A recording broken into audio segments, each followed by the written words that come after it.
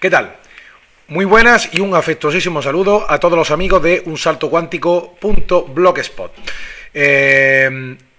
Hoy vamos a hacer un programa que yo tenía especialmente ganas de hacer desde hace un tiempo. Lo que ocurre es que metí los programas de antes de la solución a la paradoja de Fermi y la superación de la misma para poder hablar un poco con más relajación de lo que vamos a explicar hoy. Porque la pregunta que nos ocupa es ¿desde cuándo nos fumigan? ¿Vale? Estamos haciendo referencia aquí al fenómeno de los chemtrails. Bueno, tengo la suerte de tener muchos compañeros del foro de Chemtrails España, ¿vale? Que yo recomiendo, también yo creé el de Córdoba, pero bueno, el de España está muy bien. Y somos ya prácticamente los mismos. Y este programa se los dedico porque se lo prometí al gran Helios Cólera, que tiene un gran trabajo magnífico sobre la manipulación climática a través de los chemtrails. Ya en un salto cuántico, creo que en el segundo o tercer programa, hicimos un repaso a la multidisciplinariedad, o diferentes aplicaciones. Hay que ver que me ha salido de primera, multidisciplinariedad, qué cosa más complicada. Bueno, pues a las diferentes aplicaciones y funciones de los chemtrails. Bien, uno de ellos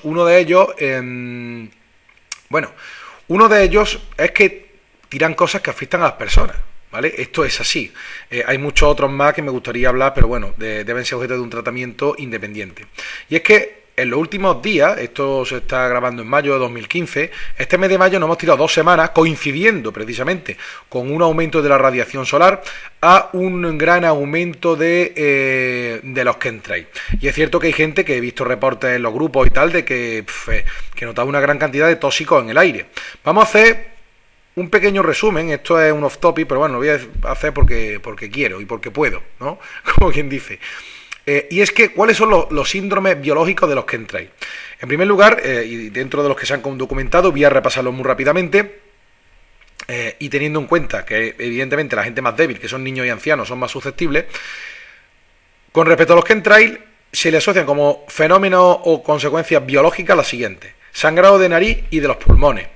En segundo lugar, asma y alergias. Todo el mundo, por ejemplo, pese al calor secante que ha hecho últimamente, ¿vale? Y estoy hablando de la zona del sur de España, pero estoy seguro que en el resto de España también ha sido así, gente que ha reportado en el Levante, Madrid, etcétera. Todo el mundo estaba moqueando o estornudando diciendo que tengo alergia y hacía un calor tremendo. Decía, es como estar resfriado con mucho calor, cuando el resfriado es con frío. En tercer lugar, la aspergillosis broncopulmonar alérgica, que son hongos microscópicos en los pulmones que se dan en niños pequeños. En cuarto lugar, gripe, bronquitis y neumonía. Seguro que conocéis a alguna persona que dice, mi niño tenía un brote de neumonía. Ya ves tú, un niño que está en la flor de la vida, que es cuando tiene más energía. Es ciertamente anómalo. En quinto lugar, síntomas respiratorios superiores, incluido el síndrome de insuficiencia pulmonar en recién nacidos, niños pequeños e incluso en adultos se dan el caso de muerte súbita. Y realmente yo tengo un caso muy cercano de de una persona, de un vecino de mi bloque, donde vivo toda la vida, o mis padres, donde he vivido toda la vida con mis padres, que se murió el tío con 41 años y entró con una insuficiencia respiratoria y todavía no se sabe bien de qué es. En sexto lugar, fiebre, sudores nocturnos, seguro que lo habréis experimentado. También muerte debida al moho negro, que es un moho negro que se encuentra sobre las cosechas de los viveros, teniendo en cuenta que los agricultores hablan de cambios notables en el pH del suelo y del agua. En octavo lugar, síntomas similares a artritis, dolores musculares, seguro que muchos días levantáis diciendo que estoy hecho polvo. Trastornos gastrointestinales. Un amigo mío, uno de mis mejores amigos, mi mejor amigo, como mi hermano, estuvo con una enfermedad de esta hace una semana, cuando, bueno, el tío está poderoso, hace deporte, está fuerte y se alimenta de categoría, ¿no? Y no se sabe a qué viene eso. También infecciones de vejiga. También, en siguiente lugar, fatiga extrema o crónica. Esos días que dices, estoy hecho polvo, es difícil concentrarse. También, esto es interesante, pérdida repentina del oído, acúfenos o vértigo. Esto de los acúfenos es interesante porque estaba yo tomando una copa en un sitio y se acercó cierta persona que yo pensaba que estaba un poco borracho o tocado y me dice, oye, un pitío que hay. Y yo, claro, con la copa que voy a decir, le dije, sí, yo creo que oigo algo, serán los baffles del PA que hay algo. Pero no eran los baffles del PA, realmente yo creo que este chaval oía algo, un pitido en un acúfeno que se llama, ¿no? Acústico, de que es de sonido, y feno viene del griego phainomai, manifestación, mostrarse, manifestarse. Bien, en siguiente lugar, en decimotercer lugar creo que vamos, visión borrosa, o tic nervioso después de haber estado en el exterior, sometido a tanto polución en el ambiente que dejan los chemtrails. También la piel seca y labios agrietados y erupciones cutáneas, heridas e infecciones fúngicas y envejecimiento de la piel. Que yo me cago en la puta, voy a decirlo, me sale muchas veces en las manos, me tengo que echar unas cremas y tal, permanentemente para que no se me agrieten las manos. También en las mujeres, esto deberán algunas amigas del blog ratificarlo si es cierto, porque no he tenido la ocasión de comprobarlo, que son en las mujeres sangrado menstrual doloroso y prolongado. Y también, finalmente, hay síntomas como confusión y enlentecimiento mental, es decir, te cuesta trabajo pensar. Yo algunos días lo experimento, porque trabajo un trabajo de pensar. Los pensamientos y los sentimientos de carácter borroso, es decir, hecho polvo. Y en último lugar también trastornos inmunológicos como el lupus, tiroides, la enfermedad de Crohn, llamado la enfermedad del Lyme, artritis y reumatismo. Bueno, no vamos a seguir con esto porque la lista, como veis, es bastante interminable, ¿no? Pero entonces, bueno, la gente ve que nos están fumigando y tal, y dice, bueno, pero ¿esto qué es? ¿Por qué? ¿Qué está pasando aquí? Pues bueno, la pregunta es, ¿desde cuándo nos fumigan?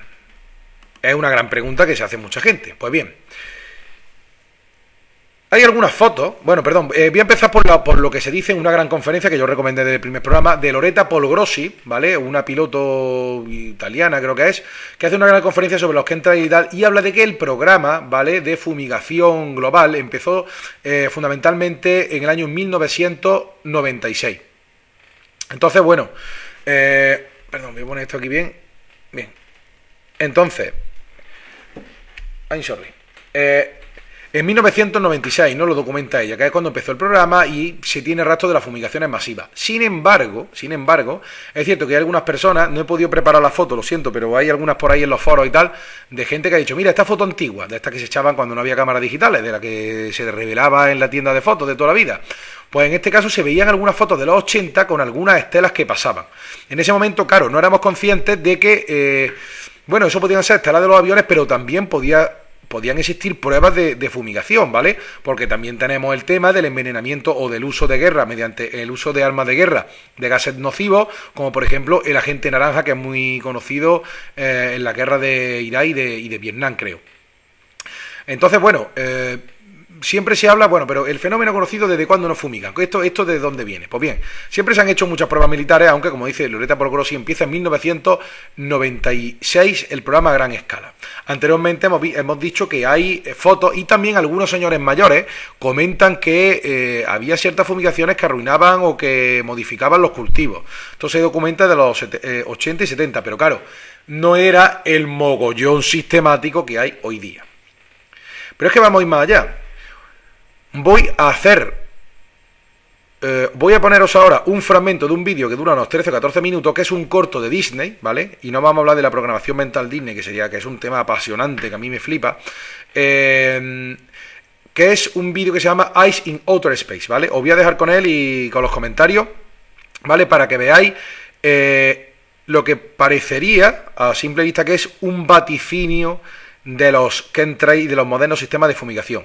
Este corto, con dibujillos, que entremezcla dibujillos animados y animación y personas reales, ¿vale?, al estilo clásico, de 1959, y menciona la geoingeniería, ¿vale?, como manipulación climática, y menciona dentro de la geoingeniería, ¿vale?, de los distintos sistemas que la componen, el tema de los chemtrails y las sustancias secantes de las nubes. Os dejo y vuelvo ahora.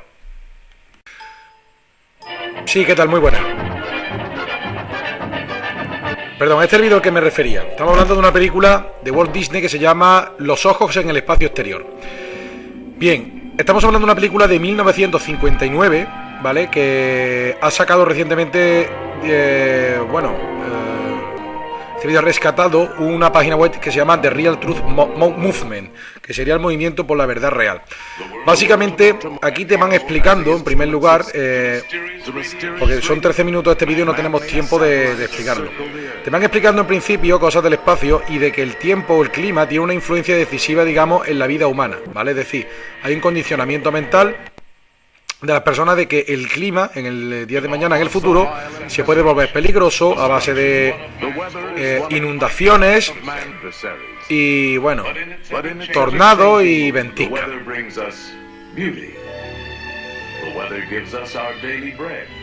En este caso te dicen que Que el clima te da el pan, te da equilibrio para las especies, etcétera.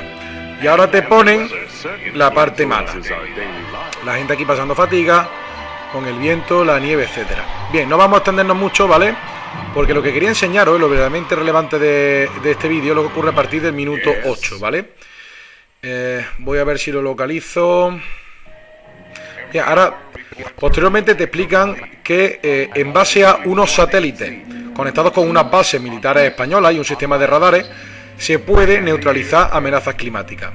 Y si llegamos al minuto que yo quiero, perdón, te habla aquí del plan Delta, ¿vale? Y te ponen en la situación, me he saltado un gran pedazo de vídeo, de que hay un gran tornado y superventisca y lluvia que amenaza cierta región del mundo, de Estados Unidos y de la población y de habitantes. Y esta es la solución.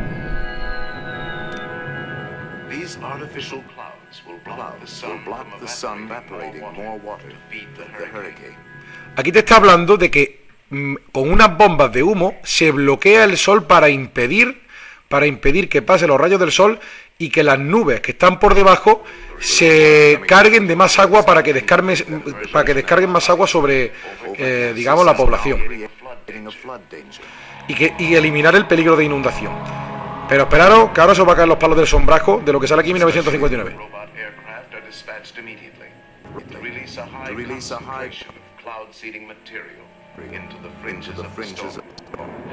Vale, aquí lo que está diciendo es que se envían unos drones voladores donde echan un secante en las nubes para que no descarguen tanto y eliminarlo. Y luego también la radiación ionosférica mediante esas antenas que hemos visto en el suelo, ¿vale? Que tienen una correspondencia total con el programa HARP. Y aquí vemos también cómo desde los satélites se ayuda a todo este control. Y bueno, lo que acabamos de ver antes con esas naves voladoras que han salido es lo que vemos en nuestro cielo con respecto a los llamados chemtrails. Bueno, después de toda esta parafernalia y tal, que esto es más largo, voy a pegar un pequeño salto. Al final te venden que gracias a toda esta tecnología de geoingeniería, pues el mundo será mejor y todo el mundo estará tranquilo y se eliminarán los tornados, los huracanes, etcétera.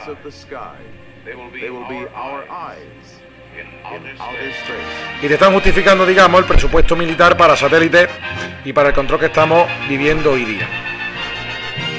Muy bonito todo aparentemente. Por cierto, que otro día hablaremos del control mental Disney, porque hoy no es el día, pero es brutal y aterrador. Finalmente, The Real Truth Movement acaba diciendo que este vídeo de 1959 no es que sea, digamos, una predicción, sino que ya sabían efectivamente sobre la geoingeniería en 1959. Y aquí, precisamente, a toda esta generación de niños del año 59 se les estuvo, pues, digamos, adoctrinando en los beneficios de la geoingeniería en el día de mañana, quedando en su subconsciente para siempre. Pero hoy no hablaremos de la manipulación mental y vamos a seguir hablando de desde cuándo nos fumigan. Bien, agradecemos aquí a Real Truth Movement, ¿vale? Que nos haya cedido el vídeo. Yo les pido permiso desde aquí, espero que no me lo censuren y tal, el vídeo por haber fusilado este fragmentito, ¿no? Si me pasara, pues tendría que reeditar el vídeo invirtiendo los colores o con cualquier estratagema. Bien, dicho lo cual, tenemos ya entonces como fecha el 1959, ¿vale? Porque ya se vaticinaba el tema de los chemtrails, ¿no? Pero este vídeo es mucho más ambicioso, ya llevamos un tiempecito y vamos a decirlo. Realmente las fumigaciones sobre la especie humana se remontan a la noche de los tiempos. Y hoy lo vamos a decir. Ya todo el mundo conoce el tema de las plagas de Egipto, de Moisés y tal, de Yahvé que puteó al faraón Ramsés con la ayuda de su lugarteniente Moisés. Eso sí, antes también le habló en voces y sueños al propio faraón para que no aceptara las pretensiones de Moisés y así quebrar su mente y reírse de ello. Es decir, en el último programa mencioné, por cierto, que la última película de Ridley Scott sobre los 10 mandamientos, y como lo conocemos, la historia del Éxodo, que se llama De Dioses y Reyes, Yahvé sale como un niño caprichoso y bastante cabrón, ¿no? Por así decirlo. Bien, la verdad es como lo representa, yo qué sé. Entonces, ya tenemos el tema de las plagas de Egipto, pero si nos remontamos antes, la gente debe saber que el tema de Yahvé es posterior a los mitos sumerios y escrituras cuneiformes que te habla de unos dioses venidos de las estrellas, unos custodios que crearon la especie humana mediante hibridación, mezclando un ADN que ellos tenían con una especie homínidas que ya estaban aquí en el planeta. Aunque esto sería más lejos porque quizás ya había una hibridación previa de antes. Pero esto más o menos lo insinuaba en el anterior programa y no nos vamos a centrar en esto. El tema es que hay textos que habla de esto, ¿no? Entonces, bueno, recordad que en el programa de la paradoja de Fermi yo terminaba con Charles Ford. Y ahora voy a empezar con Charles Ford, ¿vale? Realmente Charles Ford mencionaba que los seres humanos parece que son una raza esclava que languidece en un planeta aislado en una pequeña galaxia. Como tal, la raza humana fue una vez una fuente de trabajadores para una civilización extraterrestre, como dicen los mitos sumerios, y permanece todavía como una posesión. Mantener el control sobre su posesión y mantener la Tierra como una especie de prisión de otra civilización ha engendrado interminables conflictos entre los seres humanos, ha promovido el decaimiento espiritual humano y ha establecido en la Tierra incesantes condiciones de penalidad física. Pues muy bien, realmente este autor estaba en la línea de pensar que hay una disputa por el control del planeta y a la especie humana como un recurso.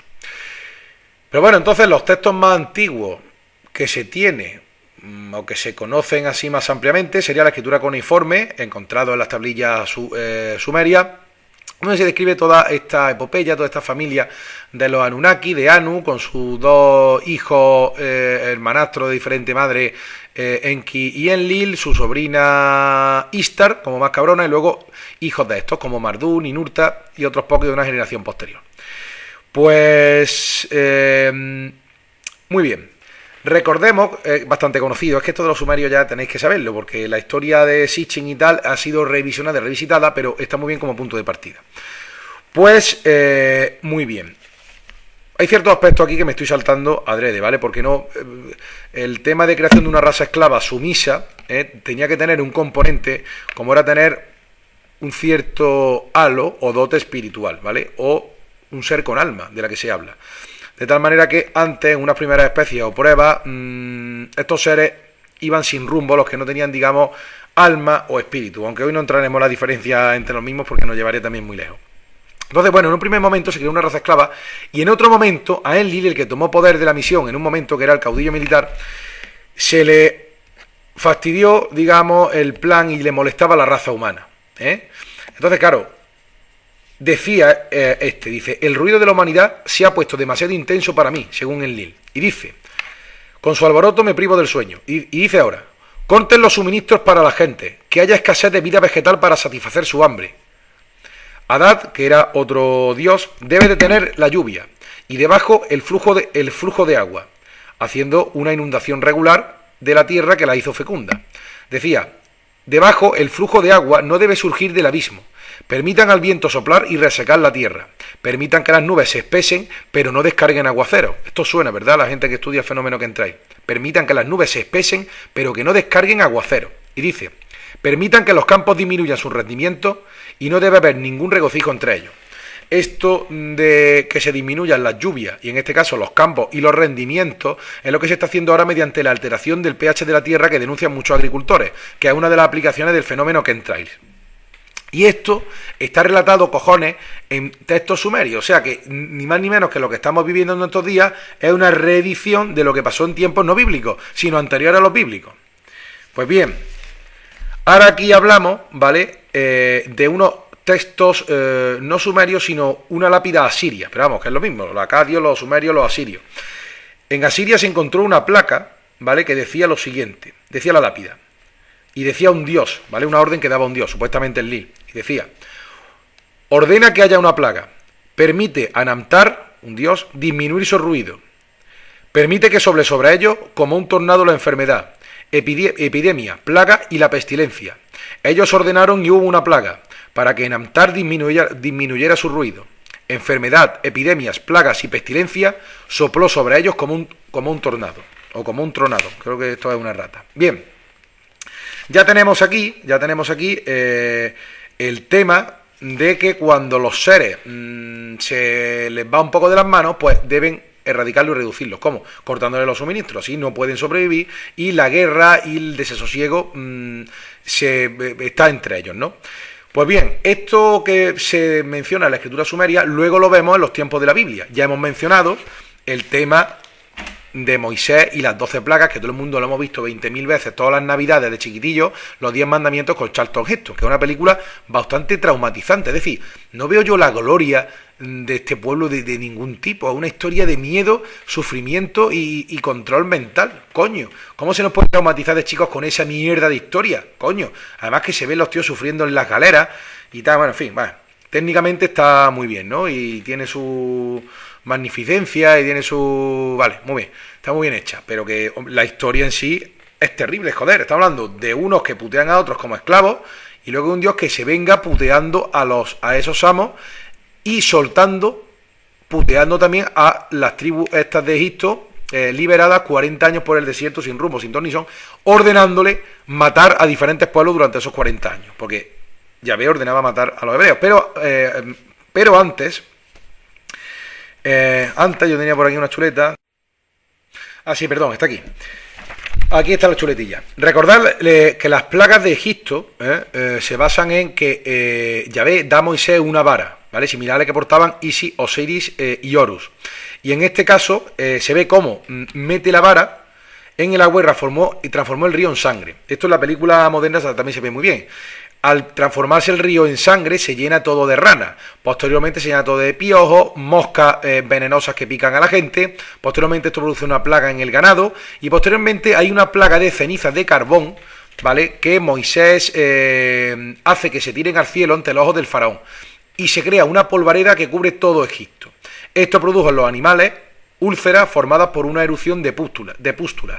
Bien, en este caso este tipo de úlceras y tal se relacionan mucho con virus actuales o armas bacteriológicas actuales, como podría ser, por ejemplo, el anthrax o el bacilo del carbunco, así llamado. Bien, posteriormente también vemos como con otro toque de vara, ¿vale? Que sería como si Moisés tuviera el arma del propio Harp en su mano, pues hizo que cayeran tormentas y granizo en todo el país.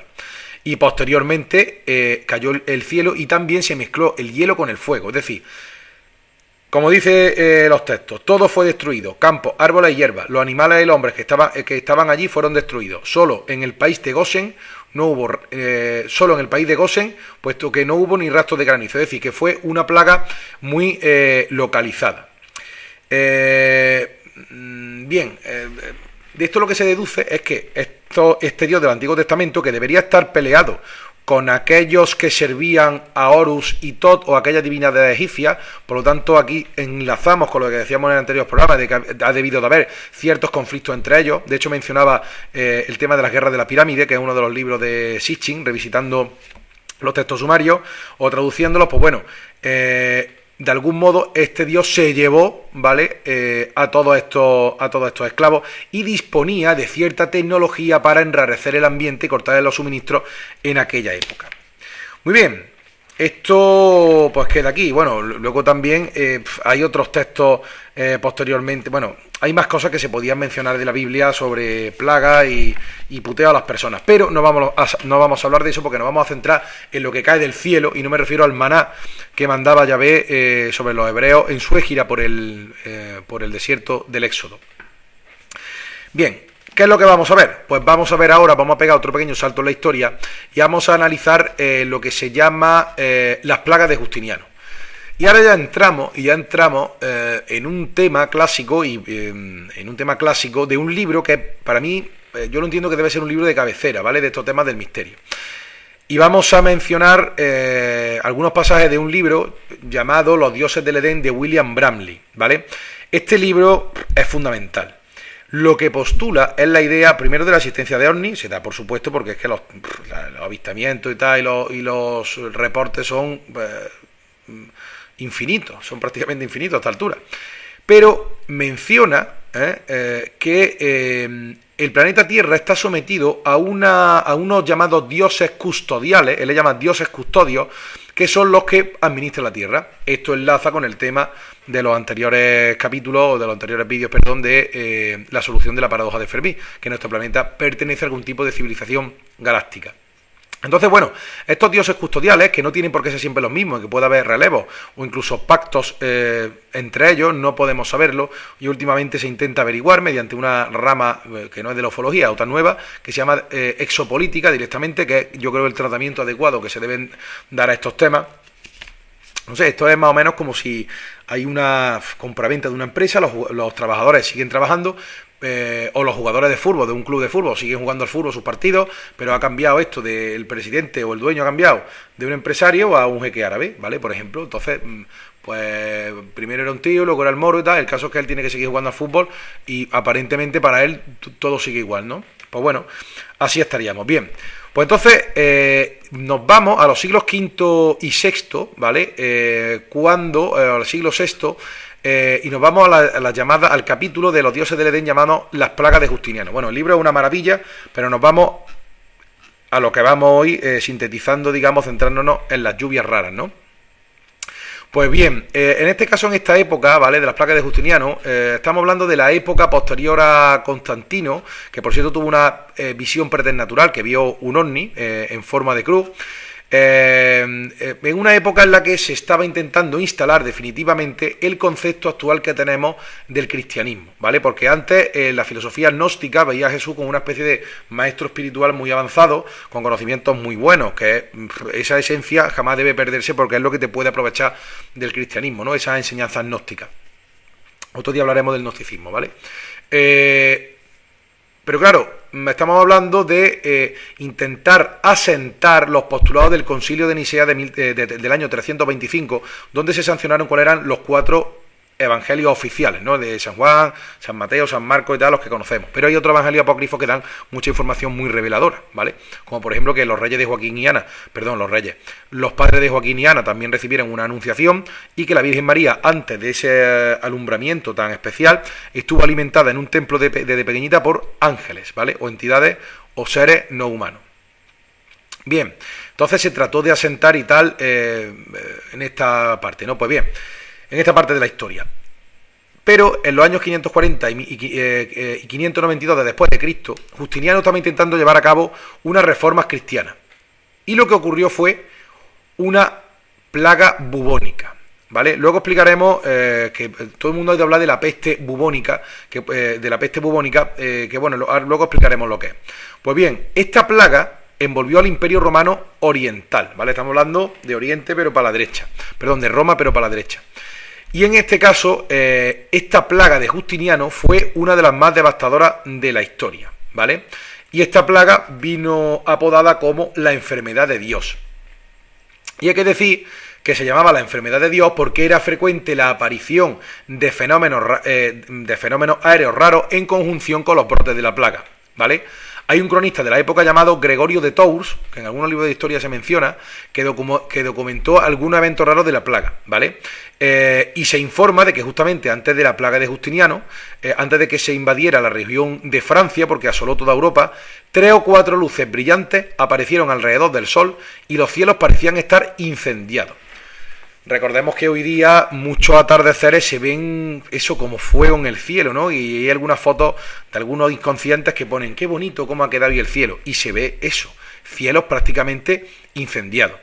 Yo creo que, bueno, en el futuro no sé cómo va a quedar esta labor de documentación que está haciendo la gente que trata de denunciar sistemáticamente el fenómeno de los chemtrails. Supongo que habrá gente que verá la verdad, como para mí es claro y cristalino, la existencia de este tipo de dioses custodiales, ¿vale? Porque están en muchas fases de la historia y vamos a mencionar más que varios siglos, pero otro día hablaremos de otras intervenciones.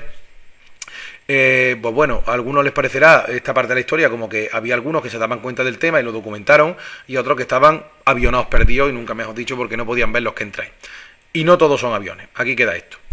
Bien, hay que decir que otro historiador también informó de 23 años después, del año 567, ya por cerca de 590, en Francia, en Aviñón, unas extrañas vistas en el cielo, que eran tan brillantemente iluminadas por la noche como durante el día. Y que después de esto, una desastrosa erupción de la plaga bubónica ocurrió por allí.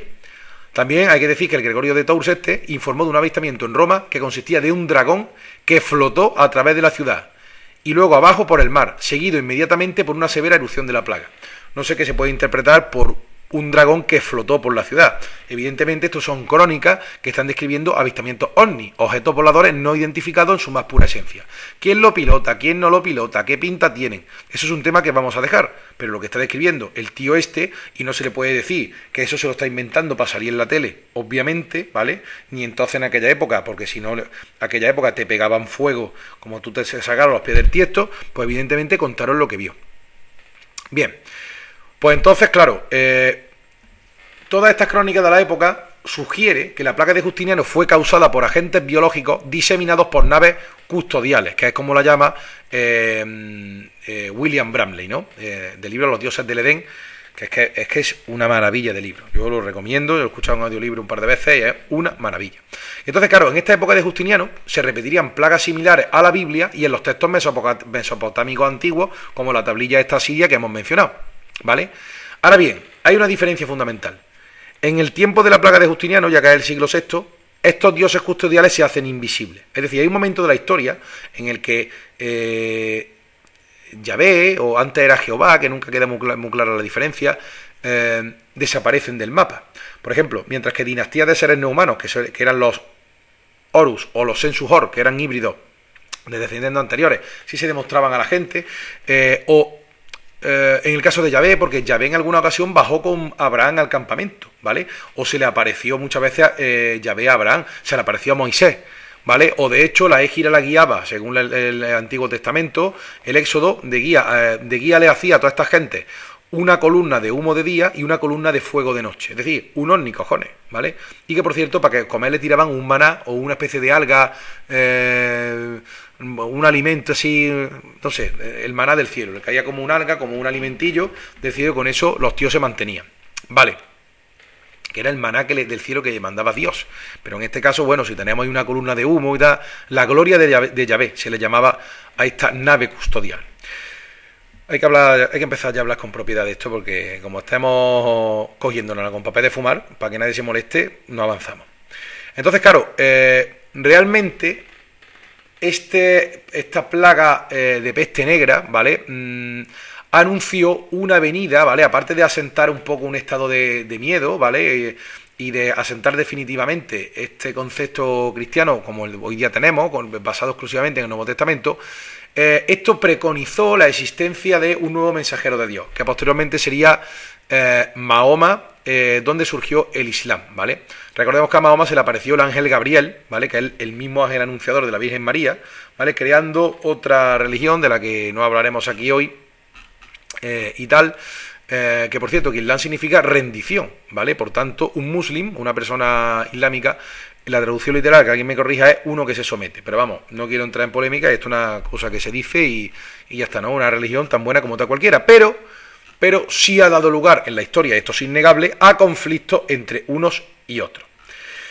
Bien, nos vamos a saltar dentro del libro de William Bradley la época, por ejemplo, bueno, un día hablaremos de lo que pasó en América, porque en América también pasaban cosas del estilo, en su época, ¿no? De dioses custodios. Y no vamos a saltar el tema del Islam, pero que sería muy interesante. Y llegamos al tema de, y esto ya son crónicas más recientes, al siglo XIV, ¿vale? Y entramos en el tema de la peste negra. La peste negra. Todo el mundo ha de hablar de la peste. Niño, ese tío es un apestado. Ahí viene de que es un tío que tenía la peste. Hay que decir que hay dos tipos de peste, ¿vale? Fundamentales. La más común es la peste bubónica, que es como la de la plaga de Justiniano, que son inflamaciones de los nudos linfáticos, llamadas bubos, por eso bubónica. Los bubos van acompañados de vómitos, fiebre y muerte en pocos días si esto no es tratado. Se suele decir que hace falta un bicho para que te la transmita, fundamentalmente una pulga, y muchos médicos creían que esto fue diseminado a través de roedores que llevaban pulgas infectadas. Y hay otro tipo de plaga que es la plaga neumónica, caracterizada por escalofríos, respiración rápida y toser sangre. Y las temperaturas del cuerpo son altas, es una especie de super catarro resfriado, acabas tosiendo sangre y morirte. Esto se ha visto en algunas películas. Precisamente hay un capítulo de la nueva serie de Leonardo da Vinci, ¿vale? Que es un poco esta época, en la que hay un episodio parecido que tiene relación con esta peste neumónica, aunque consigue salvar, bueno, no quiero spoilear el capítulo, pero está muy bien. Entonces, claro, en esta época estamos hablando de una época en que surge la Inquisición como institución oficial de la Iglesia, había un fuerte, bueno, había una recuperación de la ruptura social económica que generaron las guerras de las cruzadas, que eso sería también un tema apasionante que podíamos hablar, y apareció una época de progreso. Pensemos en el propio Leonardo que he mencionado, que en la serie de Leonardo también aparece un tal Zaratustra y algunos genios de la época, Botticelli y tal, y una época de florecimiento donde se abría el conocimiento. El propio Leonardo es la vanguardia del arte, la ciencia, la cultura, ¿vale?, en una misma persona. Por eso soy fan del renacentismo. Bien, es una época de florecimiento de la especie humana, por así decirlo, por lo menos a nivel europeo, ¿no? Pues la cosa se jodió otra vez por otro evento llamado la plaga bubónica o la muerte negra. Bien, esta epidemia se extendió, en principio apareció en Asia y posteriormente se extendió a toda Europa. Pues bien, hay un enigma sobre la peste negra que asoló Europa, que por cierto también hay otra película muy interesante que es El séptimo sello de Ingmar Bergman, una película antigua en blanco y negro, donde se desarrolla en esta época, donde se ve, hay un caballero que juega una partida al ajedrez con la muerte. Esto es muy interesante, pero luego también se ven muchas escenas de una familia cristiana que va por los pueblos y se ve cómo la gente estaba sufriendo por la peste, ¿vale? Bueno, luego hablaremos de las consecuencias de la peste, de la muerte negra, ¿vale? Pero, ¿qué podemos decir de la peste? Vamos a ver, tengo aquí una chuletilla, reseñando los pasajes más importantes.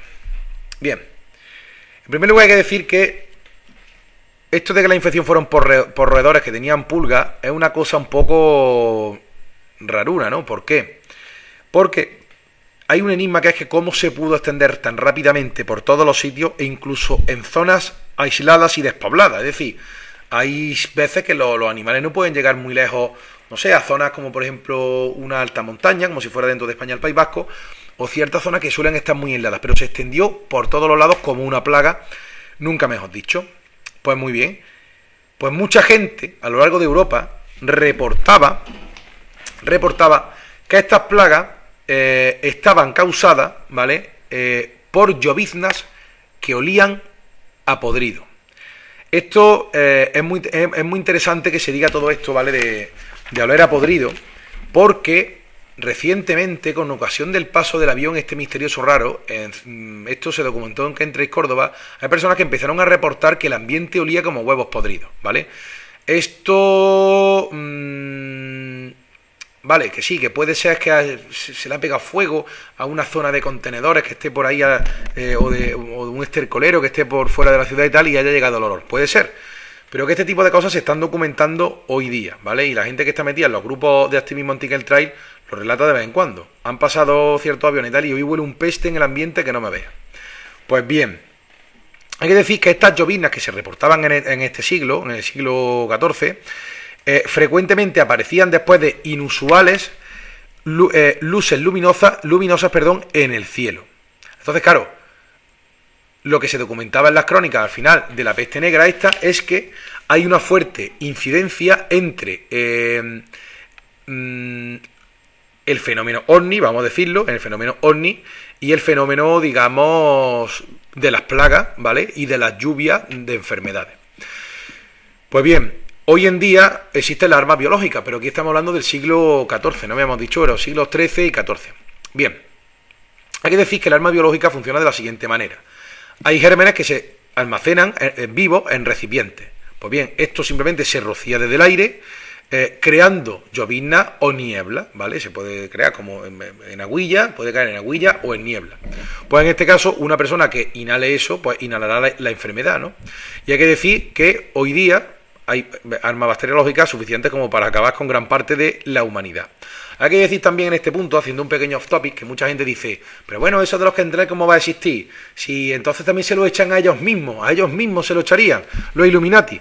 Pero evidentemente uno no es tonto, y cuando uno echa un germen al aire, evidentemente tú antes has creado tu propio antídoto para curarte por si te toca a ti, ¿vale? No, la gente esta no es gilipollas. Bien, dicho lo cual, ese argumento que decae por su propio peso como debunking de la existencia del fenómeno chemtrail y de su realidad se desmonta así sencillamente. Os lo apuntáis por si algún permaso viene a intentar poner los puntos sobre la IE en balde. Pues bueno, dicho lo cual, hay que decir que la muerte negra fue causada por algún tipo de armamento biológico documentado en las crónicas de la época. Hay que decir lo siguiente, que al primer brote de plaga en Europa, según relatan las crónicas, entre 1298 y 1314 fueron vistos sobre Europa 7 grandes cometas, ¿vale? Y uno se relata como de terrorífica oscuridad. Y uno precisamente fue registrado como una columna de fuego sobre el Palacio Papal en Aviñón, en Francia. Bien, hay que decir también que ese año, el 1315, una bola de fuego fue observada sobre París. Entonces, claro, tenemos el tema de la anomalía, ¿vale? Y bueno, y tenemos también enfermedades y plagas que caen, ¿no? Ahora veremos en este caso los efectos. Hay un libro interesante, escrito en su día por Conrad Licóstenes, de 1557, llamado Una crónica de prodigios y presagios. Y en este libro de Licóstenes, en la página 494, se lee sobre el cometa del año 1479 y se dice: un cometa se vio en Arabia en forma de viga de madera con punta aguda. Y este señor puso una ilustración basada en descripciones de testigos oculares. Y lo que muestra esa ilustración, podéis buscarla en el libro, seguro que si ponéis Licóstenes, OVNI o lo que sea, os sale en el buscador de Google, se vería lo que es la mitad delantera de un cohete asomando entre algunas nubes. Este objeto a su vez se representa con ojos de buey o ventanitas, ¿vale? En este caso nosotros no hablaríamos de que era un cometa, sino que era un ovni.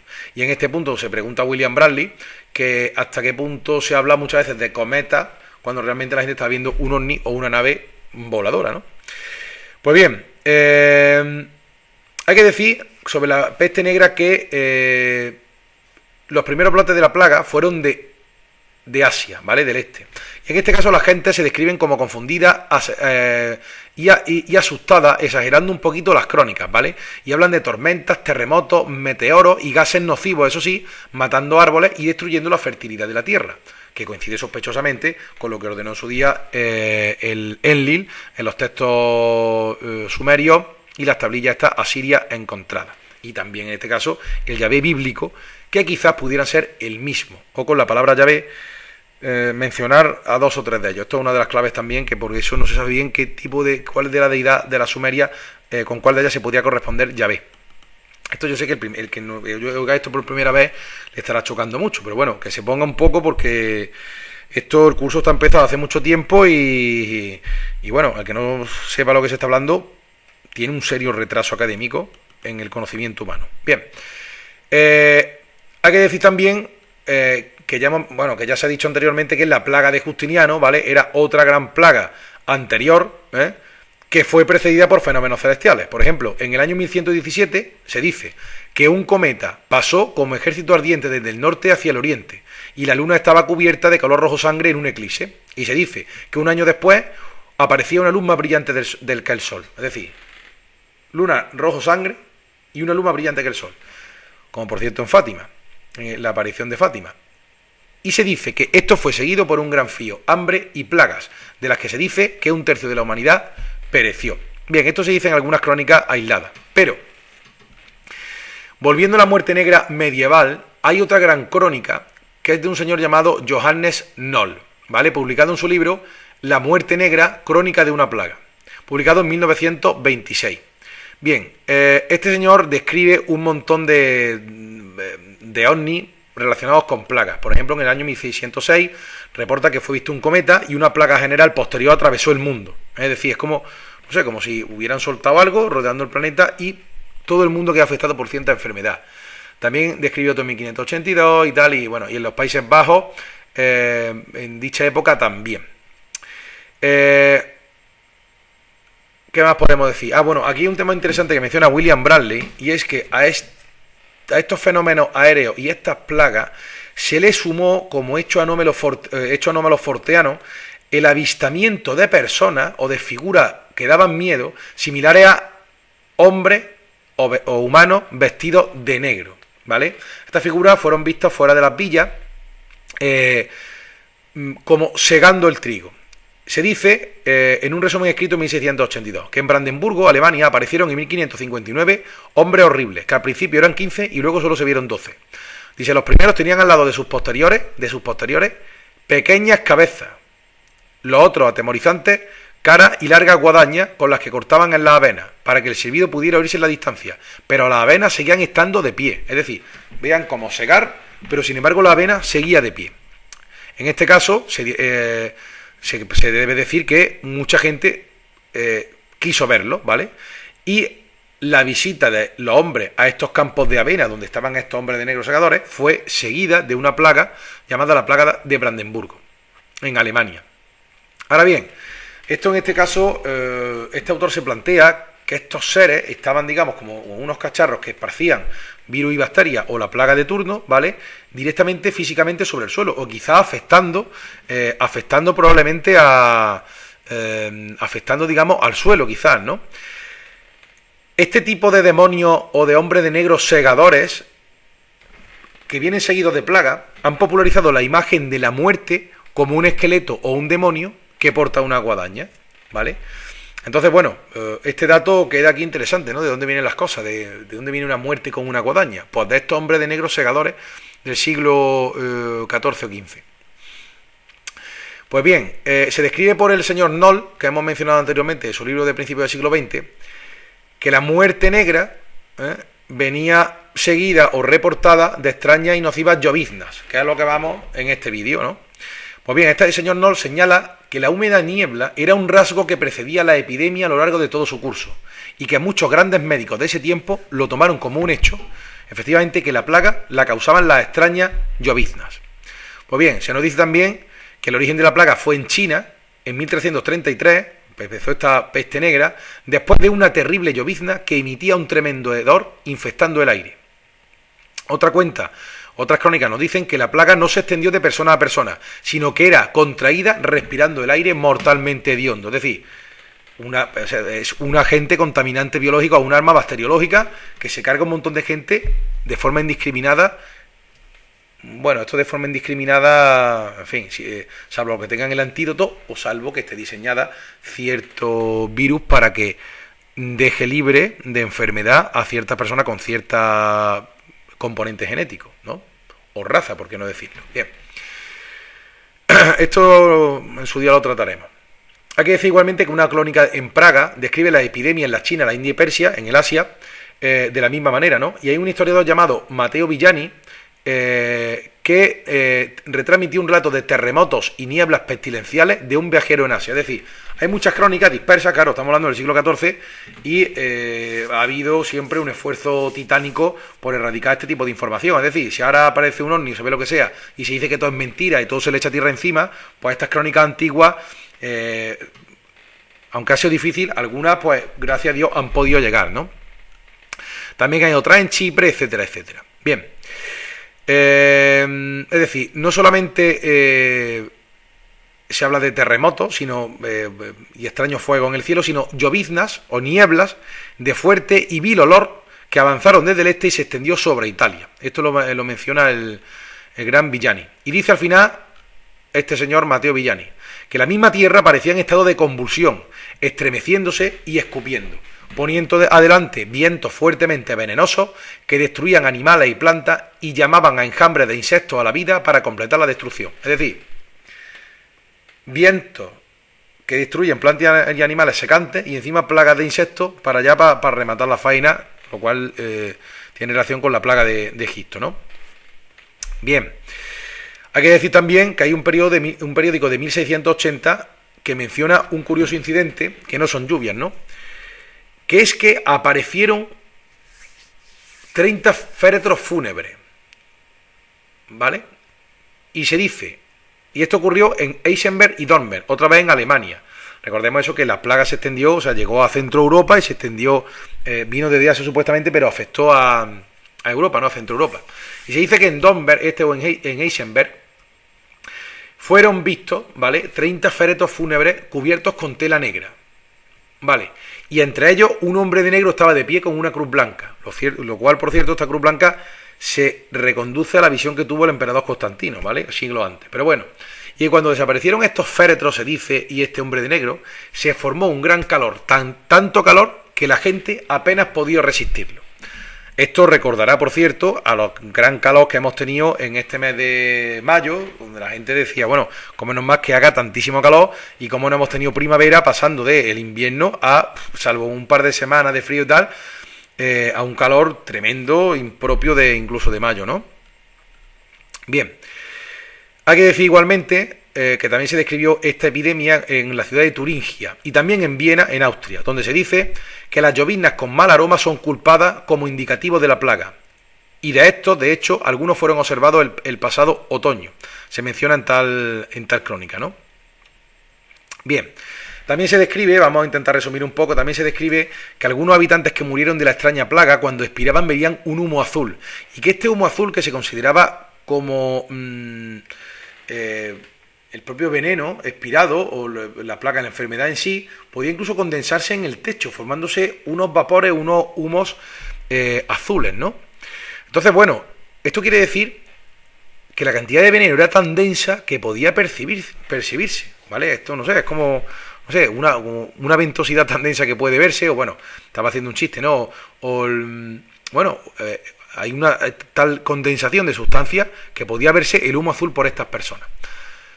Es decir, que se mezclaban con la humedad normal del aire y se convertían incluso, o sea, esto lleva a la consecuencia que se puede convertir esta densidad al mezclarse con la humedad, se podían convertir incluso en el rocío de la mañana cuando hacía mucho frío. Entonces, claro, hay que decir que la iglesia en este caso era evitada, ¿vale? Era evitada porque muchos enfermos se llevaban a la iglesia contaminándose aún más. Hay que decir igualmente que las lloviznas, que a las personas como consecuencia de este humo azul se les dio unas precauciones muy interesantes. Y es que si un pan recientemente horneado se ponía durante la noche al final de un polo, que debe ser, digamos, en un pollete, y por la mañana se encontraba enmohecido e internamente con moho verde de un día para otro, amarillo e incomible, y al arrojarlo a las aves y a los perros les causa que estos mueran después de comerlo, y de igual manera si las aves bebían el rocío de la mañana y tú veías que las aves se morían como consecuencia, el veneno de la plaga estaba muy cercano. Es decir, la gente sabía que había algo en el ambiente que lo estaba envenenando. Bien, hay que decir también que menciona William Bradley que en una plaga de Roma un médico famoso llamado Hipócrates, de eso viene el juramento hipocrático de los médicos, ¿vale? Declaró que la enfermedad era causada por trastornos corporales ocasionados por cambios en la atmósfera. Él percibía que la atmósfera era la culpable. Y para remediarlo, Hipócrates lo que recomendó a la gente es que hiciera grandes hogueras en las plazas, ¿no? Y grandes hogueras públicas. Es decir, pese a que esto sí un poco, digamos, denostado, esta resolución de Hipócrates, que decía de hacer hoguera como si fuera un acto de chamanismo, de espiritismo y tal. Realmente este tío no era tonto. Lo que él notaba es que estaban los gérmenes y las bacterias flotando en el ambiente y dice, bueno, vamos a pegarle fuego para ir quemando según pasan por el ambiente todas las que se puedan. Era la única defensa que podían tener en ese momento, ¿vale? Pues decir, porque estaban esas gentes, y esto estamos hablando de una plaga de Roma del año 400 antes de Cristo, ¿vale? En este caso, claro, la única esperanza era quemar las lloviznas y neblinas con fuego, ¿vale? Y quizá este hombre salvara algunas vidas de esta manera. Bien, también hay otras enfermedades, ¿vale? Propias de unas lloviznas, aparte de la peste negra, en siglos posteriores, como sería el propio cólera, ¿vale? Para hablar del cólera tenemos que irnos al siglo XIX, y hay una crónica inglesa donde nos dice que cuando el cólera brotó a borde de la nave de Su Majestad, la Britania en el Mar Negro, varios funcionarios en 1854 y hombres afirmaron positivamente que inmediatamente antes del brote, una curiosa y oscura niebla subió del mar y pasó sobre la nave. La niebla apenas se había aclarado el navío, cuando apenas se había aclarado, cuando se fue la niebla, apenas se había dispersado la niebla, fue anunciado el primer caso de la enfermedad del cólera. Y evidentemente también hay reportes de neblinas azules en relación con los brotes del cólera de 1832 y en 1848 en Inglaterra. Bien, en este caso recordemos que este tipo de plagas eran usadas igualmente por Jehová para castigar a las personas por su mal. No vamos a extendernos en este caso por lo de Jehová, porque también puteó bastante a la gente. Por ejemplo, en un pasaje de Samuel se lee que la mano del Señor era pesada sobre las personas de Asdod, que era una ciudad filistea, y los destruyó y los mató con tumores y dolorosas ampollas. Es decir, que el Jehová del Antiguo Testamento puteaba a la gente mandándoles enfermedades, ¿vale? Bueno, podemos decir que William Bradley, antes que decir sobre el fin de la peste negra, que esto cortó el clima de renacimiento un poco de la época, este clima de despertar espiritual y cultural e intelectual de la época fue cortado, ¿no? Porque, claro, si la gente se iba a morir por este brote de peste negra, daba igual que sus acciones fueran buenas o malas. Y se produjo, en este caso, una rebaja de la espiritualidad, y en este caso la gente se volvió más desesperada, y evidentemente por la situación tan trágica, y en este caso, claro, se difuminó todo ese ambiente de la época. Es decir, que si hubo una oportunidad de crecer espiritualmente en el conocimiento, esta plaga volcada es profeso por los dioses custodiales, en este caso según William Bradley, pues cortó todo el rollo que se venía gestando positivo para la especie humana. Recordemos igualmente que la especie humana en un cierto momento de la historia, Yahvé, lo que hizo fue, que es muy parecido a lo que se relata en algunos textos de los sumerios. Lo que hizo fue dispersar a la humanidad en diferentes grupos con diferentes lenguas para que no se pudieran organizar entre sí, ¿vale? Limitándole el conocimiento intelectual y el desarrollo espiritual, que es fundamental y que otro día hablaremos. Entonces, claro, como decimos, la muerte negra causó heridas psicológicas y sociales. Y William Bradley concluye, ¿vale?, que los ovnis, o en este caso, objetos voladores no identificados, que él identifica claramente con la sociedad custodial, ¿vale? Estos dioses custodios del planeta bombardearon a la raza humana con con enfermedades mortales y punto. Y esto no tiene más vuelta de hoja. Evidentemente ya volvió esto a un clima apocalíptico y tal, porque estos dioses custodiales también se valen de profecías apocalípticas constantes. De hecho, por ejemplo, el Apocalipsis de San Juan, o el libro de las revelaciones, evidentemente unas revelaciones que se le dan a San Juan, pero ese episodio previo a esas visiones es más un relato propio de un abducido, ¿vale?, contactado abducido, donde le dan una serie de historias para inducirle su mente y que tenga una serie de visiones, ¿no? Entonces, hay que decir en este punto, llegando a todo esto, que ¿desde cuándo nos fumigan? Pues claro, hoy día, el tema de los chemtrails, vemos que nos fumigan muy recientemente en el siglo XXI y que parecen aviones, pero que es la ingeniería y tal. Pero que realmente esto de lanzar plagas sobre la población, y en este caso de una escala tan global, y teniendo ya la medicina que tenemos, evidentemente estas operaciones deberían hacerse, primero, de manera más sofisticada, como se están haciendo, y segundo, con la ayuda de mandos intermedios. Entonces, ¿qué podemos decir ante todo esto? Pues en primer lugar hay una reflexión, que no sé si es de William Bradley, pero la he leído por ahí, que es que muchos contactados con los pleiadianos, con los andromedanos, dicen que ellos viven 600 años o 2000 años, un pelotazo, y que no tienen enfermedades y están de puta madre. Pero claro, no te jode, evidentemente a lo mejor es que no está sometido a una fumigación de mierda tóxica constante, que antes hemos hablado de los agentes biológicos, pero también hay aluminio, estroncio, bario, metales pesados y un montón de cosas más, ¿no? Entonces, claro, evidentemente yo creo que si esto dejara de rociarse, pues yo creo que se puede regenerar rápidamente tanto el planeta como, en este caso, los seres humanos, ¿no? Entonces, en otros próximos programas intentaremos hablar de cómo reducir el efecto o el impacto de los chemtrails en nuestras vidas, de lo cual hay mucha información, quizás no haya ni que hacer videoprograma, pero que evidentemente, centrándonos en la idea de que se precisan, digamos, mandos intermedios, yo creo que a esta altura no hay que callarse, ¿vale? No hay que callarse. Y en este caso no estoy incitando a la rebelión. Lo que estoy hablando es de aprovechar nuestras propias estructuras para denunciar esto. Es decir, intentar hacer conscientes a los mandos intermedios, ¿eh? Es decir, si nosotros llegamos a un empuje desde abajo hasta arriba, ¿vale? Llamando por teléfono al 112 o preguntando a la policía y tal, y haciendo consciente a la población, este empuje no habrá quien lo pare. Y esto terminará con que se pare de algún modo, se llegue a algún tipo de pacto de no agresión o punto de equilibrio, pero empujando desde abajo, si nadie protesta no va a pasar ese punto de equilibrio. O forzaremos en este caso a los dioses custodios, entiendo yo, a dar la puta cara, ¿vale? Bien,